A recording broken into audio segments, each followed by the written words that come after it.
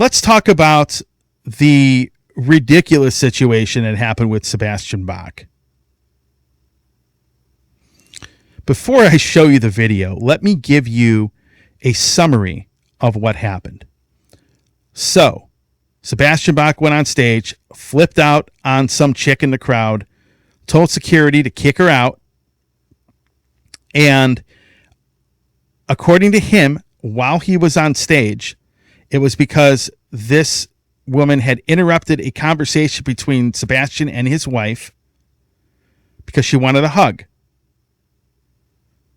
And then it later came out after the video, after the video, went viral on TikTok and everywhere else, that witnesses were saying this woman was heckling him while he was on stage. And then a photo appeared from the woman in question that was allegedly heckling him, saying, yep, it was me. And there was a middle finger up pointed at Sebastian Bach. Now, whether it was hers or not, I don't know. However, she posted in the comments of one of the pages on Facebook, I don't remember which one it was, admitting who she was and showing that photo of a middle finger sticking up at Sebastian. Obviously, the way he handled this situation was actually the wrong way to handle it. Let me show you the video. Let me show you the video of him flipping out. And then I'm going to give you my thoughts on the whole entire situation. Check this out. Hey, this get her the out of here. She comes up while I'm talking to my wife saying, hey, can Sebastian give me a hug? I'm not a monkey. Get your ugly ass the out of here. Get her the out of here. Ready for the next one? Okay, so that's Sebastian Bach flipping out, going off on that chick. Obviously, the swear words were all beeped out. There were so many out there, and I'm not going to put the actual unedited version of the video where he's swearing because obviously YouTube doesn't like that. But that is him flipping out on this chick. Folks, when it comes to an unruly fan, first of all, the way that he handled this situation is 110% the wrong way to handle this kind of situation. And if you're in a band, take note about what I say. Because as much as I love Sebastian Bach's music, and as much as I love him as a singer, and as much as I loved his last solo album, which was, in the top 10 for my albums of the year list, when it came out, this kind of conduct and this kind of thing truly, in my opinion, is what holds this guy back. Now, before I get into how he mishandled the situation, let me say this. First of all, I'm not going to get into who was right or wrong. I have, seen musicians get out of line with fans. I've seen it. I have gone to numerous heavy metal shows over the last 30 years. I have seen musicians get out of line with fans. I have seen fans get out of line with musicians. I have been backstage for numerous interviews when I was doing my radio show. And I have seen fans get out of line. Now, here's the thing, folks. I don't know what happened between Sebastian and this woman. I didn't see it. And to be honest with you, I'm not going to comment on whatever that confrontation might have been because I wasn't there.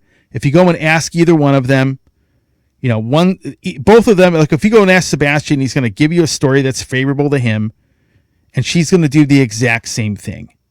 And personally, I really don't care what happened between them. Because the situation itself, the way it was handled, let's say for argument's sake, she was wrong. It doesn't take away the fact he completely mishandled this. Now, as I've said, I have seen fans get out of line with musicians. I think it's fair to bring this up. You know, you hear about Christina Scabbia. For those that don't know who she is the singer for Lacuna Coil. She had stalkers. She had to have like a security detail with some of these stalker fans that would, harass her or whatever the case may be. I have seen women at metal shows not want to take no for an answer for a hug or whatever the case may be. I have seen musicians in general get harassed by fans to where it really did cross the line. Now, folks, many of you probably don't realize this, but it happens more than you think. It's just that most of you don't see it. And do you know why? It's because how these situations are typically handled. So if a musician, let's say a fan is getting out of line with a musician before a show, the way it gets handled most of the time is that musician tells security, this person's harassing me, please escort them out of the building. Done. 99.9% of the venue doesn't know about it, doesn't hear about it. Nobody's getting humiliated in public. And life is good. The show goes on with no drama. Okay. If it happens, now this was not his show from what I understand. He was a guest. If it happens in a small club like that where the musician is getting heckled, most of the time, the way that situation gets handled is between songs, that musician says something to security that this person is harassing and heckling him or her. That person gets escorted out and asked not to come back in. That is the professional and classy way to handle that kind of situation. That's not how he handled it, folks. What he did is he put on a spectacle. He threw a temper tantrum on stage. And what that in turn does, it doesn't do anything to her. Because at this point, let's say if she did something wrong, and I don't know if she did, and I really don't care if she did at this point. Like she certainly didn't do anything wrong enough to the point where this guy had to flip out and humiliate her and drop all these, the C word and everything else on her. I don't think she probably deserved that. Because if she did, and if she did something bad enough to where it necessitated those adjectives that he used to try and describe her, I pretty much guarantee you she probably would have been tossed out well before the show. Well before the show started.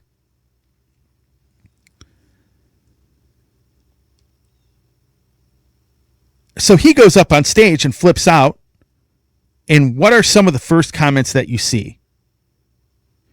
He's bullying women. He's classless. He hasn't grown up. People point the finger and say, see how he's acting?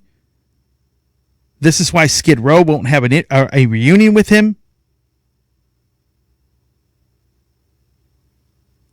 They point at him and say, this is why he doesn't play bigger stages. People point the finger at him and he makes himself look bad.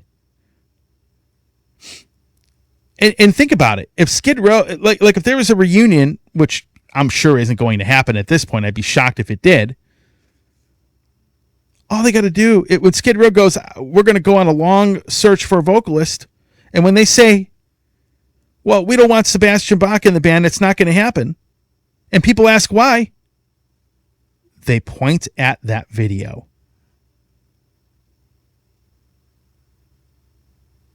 They point and say, that's why. And then he, whether it's fair or unfair, gets seen as the bad guy. And it does not, now, obviously, some people say he did it for publicity. I don't think he did it for that. I just think he just became unhinged, irrational, and flipped out. We've seen some of the tweets he posted after the presidential election, which he took down, talking about hating America. This guy, the narrative surrounding this dude from a lot of people is that he's childish, difficult to work with, and he's immature. Now, I don't personally know him, but people point at him when something like this happens and say, see, we're right. Folks, we should be talking about this guy's musical talent. We should be talking about how incredible his solo albums are. The last one in particular being probably, in my opinion, my favorite album he has ever done. I even like it better than what he did in Skid Row. This man should be playing bigger stages, because I can tell you what, he's not playing bigger stages because of talent. He definitely has that. The quality of the music is incredible. But then promoters see stuff like this, and fans see stuff like this, and they get turned off by it.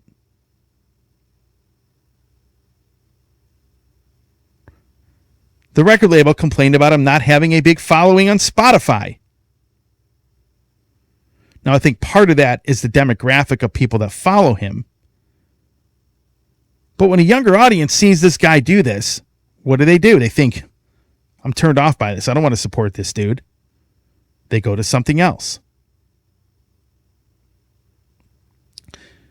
The point I'm trying to make, folks, is that we live in an age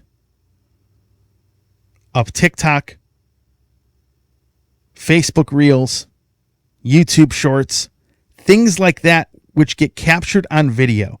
And if you conduct yourself poorly, it is going to go viral everywhere. And then people are going, whether it's fair or unfair, people are going to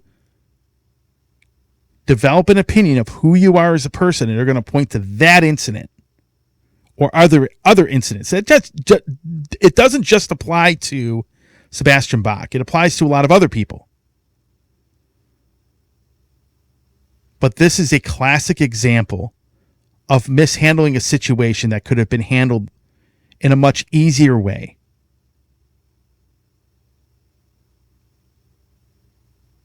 And it's sad. I actually think it's sad, because I like this guy's music. I would love to see him do better than what he's doing, playing bigger shows than what he normally does. But this is what holds him back. This kind of conduct is probably part of what held him back from the Skid Row reunion. Now, Skid Row could also be part of that problem, because they've gone through, I don't know how many singers now since Sebastian left. So, I'm sure it's a two-way thing here.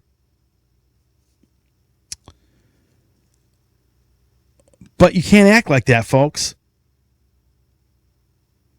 because you are going to make yourself look so bad acting like this. Eventually, nobody's really going to want much to do with you. Now, I hope that doesn't happen to him. But the guy is 57 years old. Going up on stage doing that is something an 18-year-old would do. It would be different if someone threw a bottle at his head again, like they did back in the late 80s when he went into the crowd. I could see getting angry. That's not what happened. He had a confrontation he didn't like with a fan,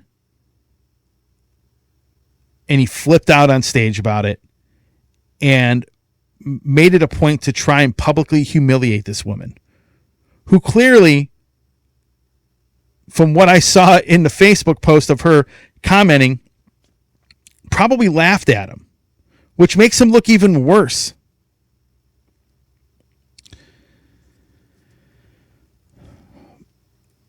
Bands and musicians, don't do this. Don't act like this. Conduct yourself with more class and more professionalism. There's the right way and the wrong way to handle stuff. Hey, it's Tony here from the Metal Command Show. I want to thank you for watching this portion of the program. Since 1998, I have hosted the show, which started off as a radio program and is now into the podcast format. So I want to thank you for watching and or listening. And If you want to support the program, hit the subscribe button, hit that little bell to be notified anytime I do post any content. A lot of you have been supporting the show and really, really helping this show grow, and I cannot do it without all of you. So with that said, thanks for watching. Stay metal.